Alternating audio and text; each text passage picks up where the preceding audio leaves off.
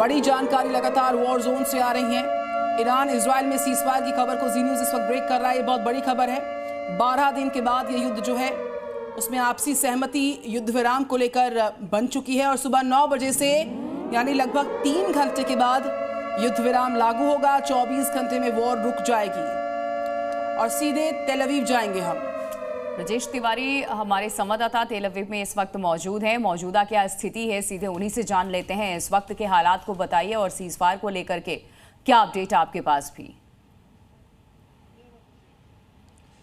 देखिए, कल जिस तरीके से लगातार ईरान की तरफ से बमबार्डिंग की गई थी, मिसाइलों से हमला किया गया था अमेरिका के उन सैन्य ठिकानों पे, और उसके बाद ऐसा लग रहा था कि मिडिल ईस्ट में भूचाल आने वाला है। जिस वर्ल्ड वॉर की हम लगातार बात कर रहे थे कि उसकी अब शुरुआत होगी, लेकिन जिस तरीके से अमेरिका ने इसमें हस्तक्षेप किया और शुरुआत से ही लेकर जैसे इस वॉर की शुरुआत हुई थी इजराइल और ईरान के बीच से, तो शुरुआत से ही अमेरिका इस बात को लेकर कह रहा था कि वो अनकंडीशनल कॉम्प्रोमाइज़ को लेकर बात करा सकता है, मीटिंग करा सकता है। और उसके बाद भी जब इंडिया ने इजराइल ने जब इस पूरे मामले में अटैक की जो पूरी प्रक्रिया है वो एग्रेशन के तौर पर अगर शुरुआत किया था, तो उसके बाद अब चूंकि पूरा का पूरा ये जो सिचुएशन है, आधार है, ये रात के और अब के हिसाब से काफ़ी कुछ बदल चुका है, क्योंकि अमेरिका की तरफ से बातचीत की गई और उसके बाद इजराइल भी इस बात को लेकर तैयार हुआ और इसकी जानकारी भी यूएस की तरफ से दी गई। हालांकि आधिकारिक तौर पर अगर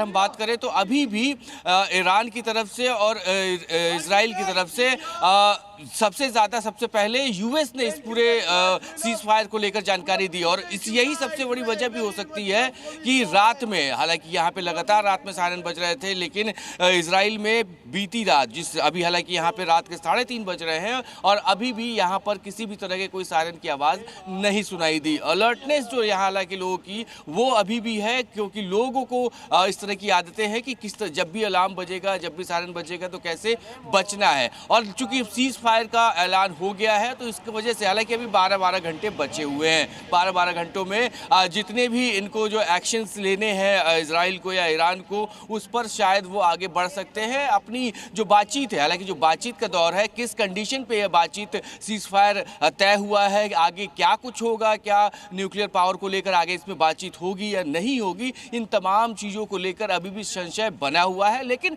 बड़ी राहत की खबर कल जैसे ही यूएस आप क्योंकि तेल अवीव से रिपोर्ट कर रहे हैं, लगातार साहसिक रिपोर्टिंग कर रहे हैं, आपके आसपास मैं कुछ उत्साहित युवाओं को देख पा रही थी और उनका उत्साह ये दर्शा रहा था कि जब से सीज फायर का ऐलान हुआ है, कहीं ना कहीं लोगों में एक सुकून की जो है एक उम्मीद नजर आ रही है। जी न्यूज़।